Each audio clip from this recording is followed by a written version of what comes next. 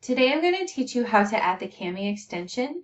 This will help you write words, make marks on PDFs, so that way we can use this for math and other assignments. To do this, you need to be in Google Chrome, and then you need to click on the puzzle up here. This is where your extensions are located. You can see I already have extensions in mine, and I already have the Kami extension. You need to click on Manage Extensions, and when you click on it, you can search for Kami, and you can add it. Now, let's say I want to mark up a math assignment that I have. Let's say I want to work on this math assignment. I can go to my Kami extension. I'm going to go to my link here, and I'm going to click Open from Google Drive. You don't have to worry about this part because I will be giving you assignments through Schoology. Okay, but this is what it's going to look like when you open it up.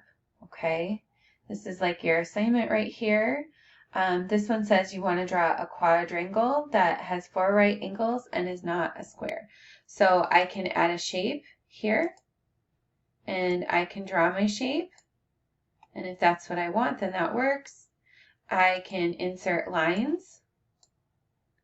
I can add dots to my lines if I want to make a line segment.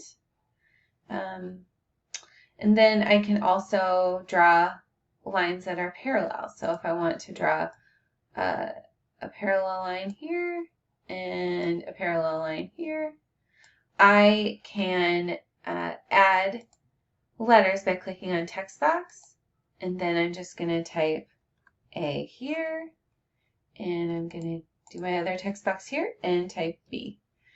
Okay. I can also, if I need to do numbers, let's say I want to add 4 and 8, I can just make sure my text box is selected and then type the right answer. And I can just keep going down, go over here, and it's very easy to do that. So you can also just draw, like if you want to draw something, you can do different colors. There, you can write comments. There's lots of different ways that you can use Kami to mark up your paper so you can hand in your assignments.